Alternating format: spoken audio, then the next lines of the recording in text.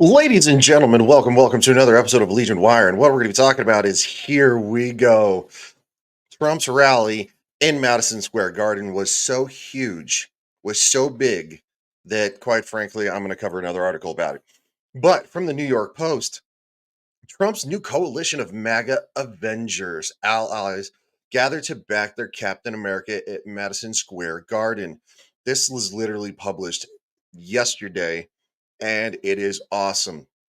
A bad guys from WW2 rally, it was not. Madison Square Garden, the greatest arena in the world, where America's most celebrated icons have taken the stage, it was packed to the rafters with patriotic Americans cheering on formidable, the formidable ensemble of Donald Captain America Trump and the Avengers, as some of his surrogates call themselves. I mean, it is, it is.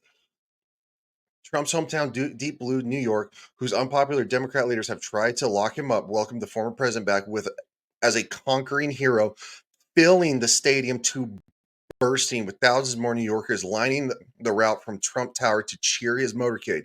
But in his third and most consequential bid for the presidency, Trump is not alone. He is supported by a surprising group of five extraordinarily accomplished Americans, including two apostate Democratic presidential candidates who joined him on stage.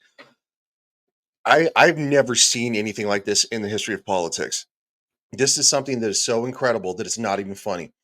They put the lie to the Dems' final desperate campaign message that Trump is Hitler and half of the Americans are Nazis. There is Elon Musk, Tony Stark like scientific genius, quite literally an X-Man, as an owner of the social media platform formerly known as Twitter. Thank you, Elon. Thank you. Seriously. And a space explorer who will send a man to Mars. A libertarian, he openly declared his support for Trump after his first assassination attempt in Butler, Pennsylvania, which the media is desperately trying to shoehorn because it's happened twice. Then there's the son of Democrat royalty, Robert F. Kennedy Jr., who abandoned his own presidential campaign to hitch his wagon to Donald J. Trump, the only candidate who stands against the deep state. Another former Democrat Army Reserve officer and 2020 presidential candidate Tulsi Gabbard. Love me some Tulsi, man. I really do. Not only has she thrown her support behind Trump, but has become a Republican. Gabbard, as Peterson says, is everything that Kamala Harris pretends to be: accomplished, articulate, and principled. There is Vivek Ramaswamy, the smart young entrepreneur who abandoned his own presidential bid to join Trump's campaign. Last but certainly not least is Trump's brilliant running mate, J.D. Vance, the articulate hillbilly who pulled himself out of the Appalachians by his bootstraps, as Peterson describes himself. Special mention on the Trump A team goes to former First Lady Melania Trump, who introduced her husband just after 7 p.m. Much to the chagrin of Trump detractors, she is very much by his side, publicly tender with him at the Al Smith dinner and carving her own powerful role in the campaign with social commentary in her own book and social media videos. This is awesome. This is absolutely awesome. Quote, "This city and America needs its magic back," she said, promising her husband will give America the future that we deserve. You damn right. Thank you. Then she welcomed him on stage with a warm embrace, three kisses, and several pats on the back as they hugged to his trademark background sound, "God bless the USA." Quote, "I am thrilled to be back in the city I love. This is the town that taught me that Americans can do anything if they want to," Trump said. Quote, "Are you better off now than you were 4 years ago?" He asked the crowd. "No. I'm here today with a message of hope for all Americans," he says, promising the new golden age. Dude, he has shifted so much. His message of is as of actual hope. You have Elon Musk, Tulsi Gabbard, like Robert F. Kennedy Jr. Dr. Phil was there. Dr. Phil. Dr. Phil has never ever been a Trump supporter until he sees what this DEI garbage is doing to the country and its kids. He boasted, "We're building the biggest, broadest coalition, including union workers and border patrol, police and firefighters. The Republican Party has become the party of inclusion."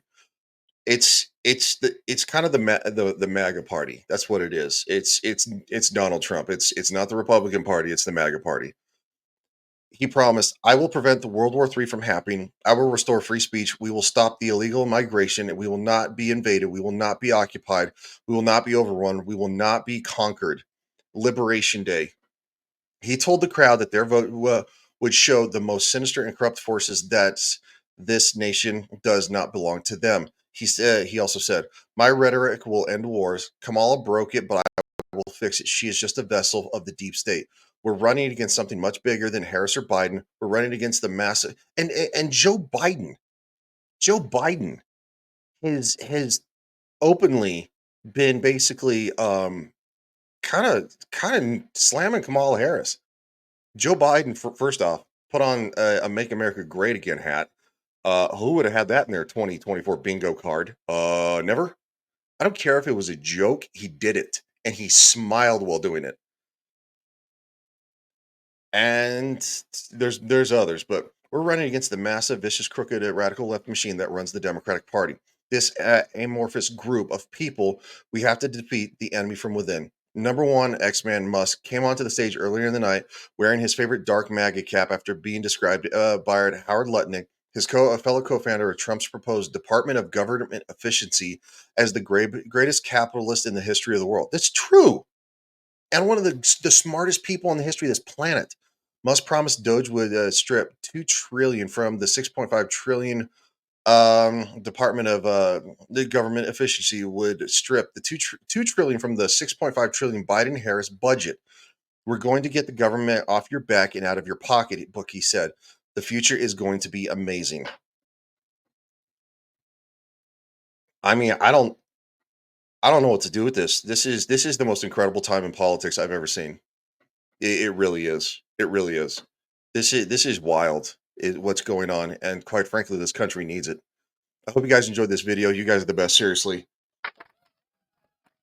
please hit the like button and subscribe, leave a comment. I greatly appreciate it, and I will talk to you guys again real soon.